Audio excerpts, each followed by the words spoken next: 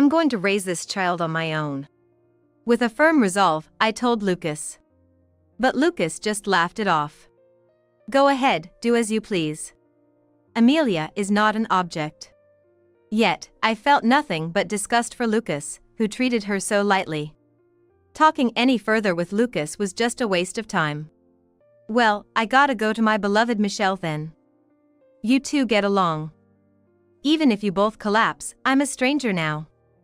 Don't you dare rely on me. With those words, Lucas left the house. Later. Is Amelia here? Lucas returned, looking frantic. He must have found out Amelia's secret. What face do you have to show up now? I looked at Lucas with scorn. Shut up. You keeping quiet is cowardly. Amelia, let's live with your real family, your dad. Weren't you mistreated by your stepmom? Lucas kept talking to Amelia, trying to reach out to her. The next moment, Amelia looked down on Lucas and said, Who are you? I am Scarlett Smith. This year, I turned 45. Currently, I live with my husband Lucas, who is the same age, and our daughter Amelia. Lucas was a classmate from middle school. Back then, the rowdy Lucas and the quiet me barely interacted. Lucas often skipped classes and slept when he was in the classroom. He seemed quite the troublemaker. However, Lucas had his good points. He valued friendship. Lucas was friendly with everyone, regardless of gender. He seemed to care about his friends and was always ready to help them when they were in trouble. I observed Lucas from afar. We never got particularly close, and we graduated from middle school like that. Lucas and I went to different high schools. Our reunion came after we became working adults. One day, a middle school reunion was organized. I was already in my 40s. I was very curious about what kind of adults everyone had become. It might be a chance to reminisce about the old days. Wanting to see my classmates and friends after a long time, I decided to attend the reunion. That's where I happened to sit next to Lucas. Could it be Scarlett? Long time no see. Lucas started talking to me in a friendly manner. Back then, I had a plain appearance, so my presence was somewhat inconspicuous. I was quite plain looking back then, so I was surprised Lucas remembered me. But strangely, I didn't feel bad about it. Lucas has really changed. It surprised me. Back in middle school, Lucas dressed a bit rough. But now, Lucas has short hair and dresses freshly. There was hardly any resemblance to his past self. Then, Lucas and I hit it off, and at the end of the reunion, we exchanged contact information. After that, we started meeting regularly. Eventually, we began dating and gradually started thinking about marriage. It seemed Lucas felt the same way, as one day he proposed. I want you to marry me. Unable to imagine marrying anyone but Lucas, I accepted his proposal. At that moment, seeing Lucas happy made me happy too. Being of a certain age, we decided to just register our marriage. We decided not to have a wedding ceremony or honeymoon. After registering our marriage, Lucas informed me that he was actually divorced and had a daughter. I was surprised, but it was after the registration. There was no turning back the marriage now, and at our age, having my own children would be difficult. I decided to look at it positively, as an opportunity to experience parenthood I had given up on. Fortunately, my new daughter Amelia turned out to be a wonderful child. I believed the three of us could make it work. However, that belief was quickly betrayed. After getting married, Lucas's rebelliousness from his middle school days returned. Maybe he had just been hiding it while we were dating. Soon after we got married, Lucas and Amelia moved into my house. I had bought a detached house, thinking about my old age. Lucas and Amelia had been living in an apartment at the time. It made sense financially for them to move in with me and save on rent. In that case, it made more financial sense for Lucas and them to move into my house, as it would save on rent. Therefore, we had Lucas and his family cancel their apartment lease and move in with us. Fortunately, there were a few spare rooms available. When I told Lucas it would save on rent, he agreed to move in happily. After Lucas and Amelia moved in, we had a peaceful life for a while. Lucas worked as a carpenter, often coming home late at night. Since I could work from home and had a flexible schedule, I often took care of Amelia. I was responsible for dropping off and picking her up from daycare. Initially, Lucas was grateful to me. I always feel bad because I'm so busy. As an apology, let's go out for a meal on Sunday. It's on me. That's what he used to say every time he came home late from overtime. But this consideration changed just half a year after we started living together. I'm going out drinking with colleagues tonight. Don't wait up for dinner. Lucas would send such messages and then not come home until the next morning. We were still newlyweds. I thought it was incredibly rude. So, I confronted Lucas the next morning. But Lucas locked himself in his room as soon as he got home, and we couldn't talk. I have a hangover, so please leave me alone. I'm calling off work today. This was always Lucas's way when things got tough. He would bring up his poor health, so I couldn't press him too hard. Okay. That was all I could respond. But my worries weren't just about Lucas. I was also concerned about Amelia. Because Amelia was often sick, frequently running a fever. She coughed a lot, and there were many times when she didn't feel well. I often received calls from daycare asking me to pick her up because she was unwell. Having no experience with child rearing, I had nothing to compare it to. But I worried that this was happening too often. Concerned, I brought up Amelia's health with Lucas before he went to work in the morning. About Amelia. She's had a fever 5 times this month. Isn't that too much? The frequency of her fevers was clearly high. Then Lucas frowned and said, being suddenly told this. Isn't it somewhat inevitable if she's living in a group environment at daycare? But still. I voiced my confusion. And then Lucas suggested as if he had just thought of it. I think Amelia is just not used to the new environment. Scarlett, you're a mother now, so try to give Amelia more nutritious food and pay more attention to her. What? I was dumbfounded by Lucas's reasoning. It was as if he was saying I wasn't feeding Amelia properly. When I was at a loss for words, Lucas added dismissively. Anyway, I'm busy. The rest is up to you, Scarlett. And then Lucas left for work. You are Amelia's real father, after all. Doesn't Lucas care about Amelia? That thought briefly crossed my mind, but my concern was for Amelia now. I bought cookbooks and tried to prepare as nutritious meals as possible. However, all that effort was in vain when an unexpected event occurred one evening. That evening, as I was cooking dinner in the kitchen, I felt something was off because I couldn't hear Amelia, who should have been in the living room. Usually, she would be watching TV and happily singing. Amelia? What's wrong? I went to check on her in the living room and froze. Amelia had collapsed. Her expression was filled with pain. Amelia, are you okay? I rushed to her, calling out. But there was no response. At that, I immediately called an ambulance. At the hospital, an unexpected fact came to light. Pediatric cancer? Yes. We would like to discuss and decide on the treatment plan moving forward. The doctor explained the current situation in a matter-of-fact manner. I felt somewhat panicky, but thanks to the doctor's calm demeanor, I managed to stay composed. It was decided to conduct more detailed tests tomorrow and determine the future course of action. Since it's Sunday today, it seems that the specialist isn't available. Mommy, can we go home today? Amelia, who had regained consciousness but found herself in the hospital upon waking up, looked anxious. Yes, it's okay. Let's go home together. I reassured Amelia with a smile. Though it was Sunday, Lucas wasn't at home. Because he was out drinking with friends again. He seemed happy searching for a restaurant on his smartphone the day before.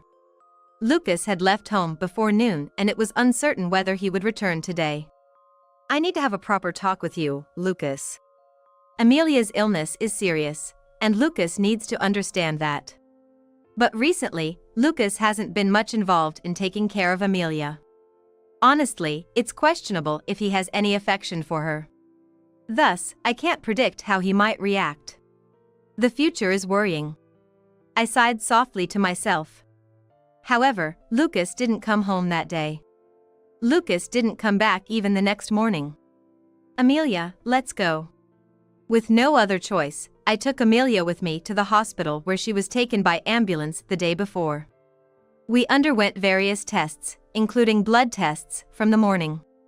The results would come later, so Amelia and I returned home somewhat tired. There, we found Lucas, who was drunk. Hey, welcome back. Moreover, Lucas was in a good mood, drinking beer from a can. I was angered by his attitude. It's thoughtless of him, especially at a time when Amelia is going through so much. I wished he had more awareness as a father. Why didn't you come back home yesterday? And what about work today? My voice naturally became lower. But Lucas just kept smiling happily. I had a blast last night. Just got back a while ago, and decided to take the day off from work. He said and took another gulp of his beer. Glancing at Amelia, I saw her looking sad. Anyone would feel this way when their father behaves like this during a difficult time with their illness. I clenched my fists and shouted at Lucas. Enough! Amelia has pediatric cancer, do you understand? It's going to be tough from now on. Do you even have any sense of responsibility as a father? I said that, glaring sharply at Lucas. Lucas, hearing my words, just stood there, dumbfounded. Wait, Amelia has pediatric cancer for real? He then asked Amelia. Amelia nodded slightly. Her face was pale. No way, what a hassle this has become. I can't afford things like hospital fees. Lucas let out a heavy sigh. I was just appalled. The moment he found out his own daughter was sick, this was his reaction, his attitude. Absolutely failing as a father. Ignoring me, completely appalled, Lucas suddenly blurted out as if he had an epiphany. I really hate troublesome stuff. Maybe it's time to call it quits. What do you mean? What did he mean by it's time? Question marks floated in my head. Then, in the next moment, Lucas dropped a bombshell. Actually, I have someone else I like. Thinking this might be a good chance to start over with her and get remarried. Amelia's just in the way, so, Scarlett, you take her and raise her. You've got some maternal instinct, right? Are you serious? Amelia is sick, you know? Can't you think of supporting her as her father? My anger towards Lucas's words intensified. Amelia, in a low voice, muttered, "Dad's awful," clearly showing her anger. His words, his attitude towards Amelia, supposedly his own daughter, were unthinkable. But Lucas didn't even try to read the air or our feelings. If that's settled, let's get a divorce. I've got a divorce paper right here, he said, pulling out a crumpled divorce paper from his bag. He must have been planning to remarry someone else all along. Otherwise, he wouldn't have prepared a divorce paper. Lucas, looking pleased, said, "Of course, you get Amelia's custody." I can't deal with a sick kid, no way, and laughed. He's truly finished as a father. At his words, Amelia looked uneasy. Mom. She clung to me, pale-faced. Seeing Amelia like this, I thought to myself, I can't leave her with such a despicable Lucas any longer. I can't leave Amelia in the care of such a despicable person as Lucas any longer. Even if Amelia isn't my biological child, I love her dearly. So, I made up my mind. I will raise this child by myself, I told Lucas, with firm determination. But all Lucas did was laugh it off. Go ahead, be my guest. Amelia isn't an object. Yet, Lucas treated her so lightly. Talking to Lucas any further would just be a waste of time. Well, I've got to go to my beloved Michelle. You two take care. Even if you both go down together, I'm a stranger now. Don't you dare rely on me. With that, Lucas left Amelia and walked out of the house. Frustrating. A tear rolled down my cheek. Lucas had no sense of fatherhood until the end. Such a father wouldn't make Amelia happy. I gazed at Amelia closely. Then Amelia smiled sadly. I'm fine, Mom. Don't worry about me. I'm sorry for causing such trouble. She murmured timidly. It's not a trouble at all. To make a 6-year-old say something like this, Lucas is truly the worst. My heart squeezed tight. So, I hugged Amelia and whispered gently. Don't worry, I'll make sure your dad regrets abandoning such a cute child. It's unforgivable. Amelia trembled slightly. Thank you, Mom. And tears began to stream down her face. Later, Amelia and I were living happily together. Fortunately, we could manage with outpatient treatment instead of hospitalization. Although I can't forgive Lucas, the time spent with Amelia is healing. We even baked sweets together, cherishing our moments. That's when Lucas returned, looking frantic. Is Amelia here? Lucas came back to the house with a bloodthirsty look on his face. He must have found out Amelia's secret anyway. Showing your face now? I glared at him disdainfully. Shut up. Keeping quiet about it, that's cowardly. Amelia, come live with your real dad. Didn't your stepmom bully you? Lucas kept trying to talk to Amelia, showing concern. Lucas tried to talk to Amelia, showing concern that surely must be an act. After all his atrocious behavior, I can't imagine him changing now. The next moment, Amelia looked at Lucas disdainfully and said, Who are you? Huh? Amelia, what are you talking about? I'm your only dad, right? Did Scarlett say something to you?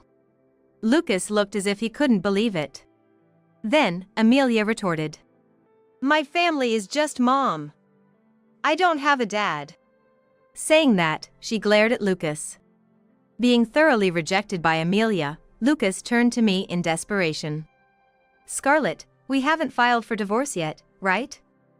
We're still married, and Amelia is my child. Isn't that right? Lucas's eyes held a faint hope. I confronted Lucas with the reality. I filed for divorce a long time ago. What are you talking about now?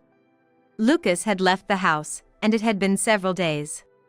Then, Lucas's expression turned to one of despair. You moved too fast, he said, stunned. But the next moment, Lucas turned to me. I know now. About Amelia's insurance. You just realized now. I murmured softly. Amelia's secret. It was that a large amount of insurance was taken out on her. In fact, my job is in life insurance sales. That's why I understand the importance of life insurance better than anyone.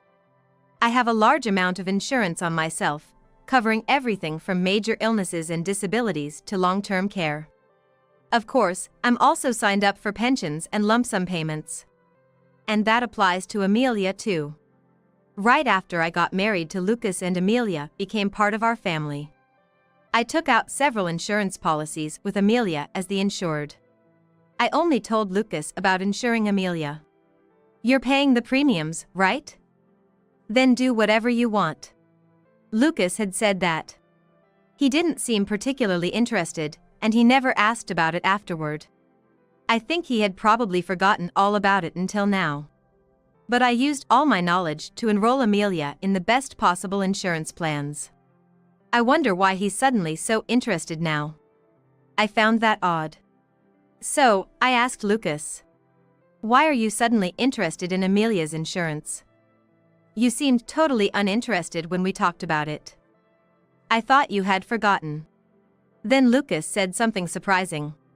I was curious if there were any letters for me. I went home in the daytime and grabbed a bunch. Then I ended up taking some of your letters too. From what he said, it seems Lucas came to the house without telling me and stole letters from the mailbox.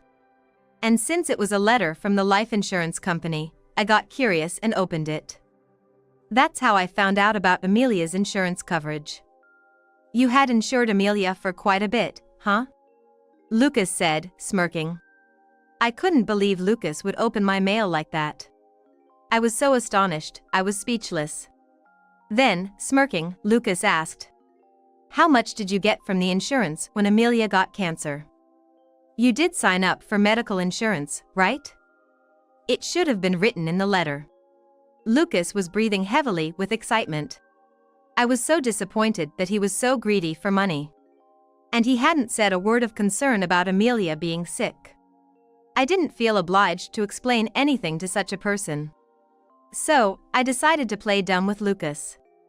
"Who knows? What are you going to do with that information now? We're already divorced.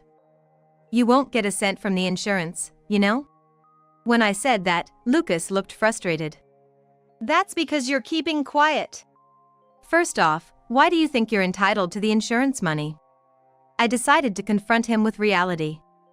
"First off, I'm the policyholder of Amelia's insurance. I'm the one paying for Amelia's premiums. What makes you think you have any rights, Lucas, when you haven't done anything?" Then Lucas said awkwardly, "I'll remarry you. If I'm your husband, the insurance money becomes marital property, right?"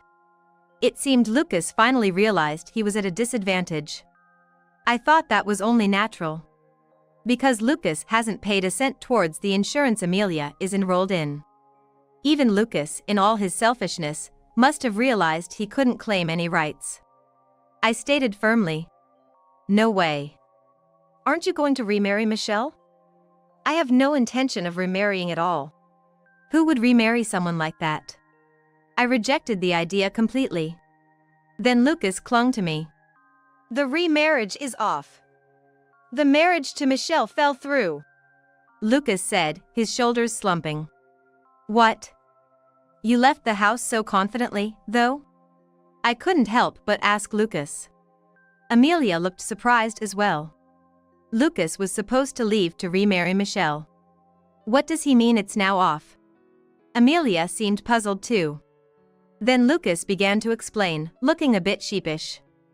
"Actually, I moved in with Michelle, but after lounging around and playing, I got fired from my job. And then Michelle dumped me." "I see." I was just astounded by Lucas. Turns out Michelle wanted to be a stay-at-home wife. "I don't need a man with no money," she said and kicked me out. Lucas said, scratching his cheek in embarrassment. Even in such a situation, I had no intention of getting back with Lucas. Coming back after being dumped by your affair partner? Anyway, I'm not remarrying Lucas. And of course, Lucas has no rights to Amelia's insurance. "Don't say that, please. I'm begging you, look." Lucas was desperately pleading with me. But my stance didn't change. "I'm going to live with Amelia, just the two of us. Maybe it's time for you to start a new life?" I replied coldly. Then Lucas voiced his dissatisfaction. "I was planning to go to Michelle with Amelia's insurance money. If I had the money, maybe we could get back together. Just give me the money now." "So that's what you really think?" I was utterly taken aback by Lucas's true intentions. The mindset of aiming for insurance money he hadn't contributed to, just because he's Amelia's biological father, was appalling. I'm really left with nothing but disbelief. My anger only grew. "All you talks about is money. What were you planning to do with Amelia in the first place? Were you planning to take care of her properly?" If he had planned to be by Amelia's side through her hospitalization, there might still be hope for him as a father. I waited for Lucas's response. But Lucas was despicable through and through. Huh? Like I'd bother with such a hassle. Once I get the insurance money, I'll just leave her in a facility. If it's attached to a hospital, they'll likely take her, right? He said this as if it were the most natural thing in the world. Horrible. I was speechless. Lucas seemed to have no awareness as a father. He didn't care about Amelia. All he saw was money. "So you're after the money after all? And you call yourself a father? That's just disgraceful. Besides, the insurance money has a designated beneficiary. Even if Lucas gained custody, it wouldn't matter." Huh? What do you mean? I sighed as I explained. Lucas thought having custody meant he could receive the insurance money. But typically, the beneficiary of the insurance is designated at the time of the contract. So, Lucas has no rights to receive the insurance money. Lucas is holding his head in his hands. What am I supposed to do now? No job, no woman, and I've even lost my place to live. Lucas looks desperate. That's not my problem. Why don't you find a job? Somewhere far away from me. This is all the result of Lucas's own actions. If he had been serious about his job, he wouldn't have been fired. It's truly his own fault. However, Lucas doesn't seem to have any intention of working. Cornered, Lucas suddenly has a bright idea and looks at me. Then, looking at me, he boldly declared, "That's it. I'll become a home security guard. It's reckless for women to live alone, right? Plus, living with someone you know a bit might make you feel safer, right?" Lucas says this, his eyes filled with hope. Seeing me silent, he seems to think I agree. "As payment for my security services, you could lend me some of the insurance money, right?" Lucas says, winking. It's somewhat impressive he came up with such an idea given the situation. Amelia looks at Lucas with a stunned expression. Surely, Lucas is the only father who could make his own daughter look at him that way. It seems I have to be very clear for Lucas to understand. I smile broadly. Lucas, encouraged by my smile, also breaks into a smile. The next moment, I shout loudly. Absolutely not. I will take good care of Amelia by myself. I have no intention of getting back with you, Lucas. Don't you ever show up in front of us again. But... Lucas looks shocked. "You are the one who said, even if we go down together, I'm a stranger now. Don't you ever rely on me. I'm just returning the favor." Those words are unforgettable to me. It seems Lucas has given up on persuading me after my declaration. Then, he turns to Amelia, speaking to her in a soothing voice. Amelia, you want to live with your real dad, right? You don't want this stranger of a fake mom, do you? Lucas, trying to cling to Amelia at this point. Probably thinks if he can convince Amelia, I'll follow. I can only be astounded by Lucas's reliance on others. I glance at Amelia. She looks angrier than I've ever seen her. She's been pushed around by Lucas's selfishness. That anger must be directed at him. Taking a deep breath, Amelia shouts. "You're not my dad. I hate you. I only have mom. Don't ever come back." Amelia says, hugging me. Amelia. I'm deeply moved by Amelia's words. Then, Lucas looks frustrated. "Fine. Don't come crying to me with regrets," Lucas says, about to leave. But I call out to him. "Lucas." Then Lucas turned around and said. "What? You want to give it another shot with me?" It seemed like Lucas expected me to agree. He had a look of full confidence. But I was about to shatter his world. I smiled sweetly and told Lucas. "We may have divorced, but I'm going to file for alimony for your affair. Of course, that includes Michelle too. You're going to regret neglecting Amelia." Lucas's face turned pale. But I don't have any money. I've lost my job and don't even have a place to live. Lucas muttered.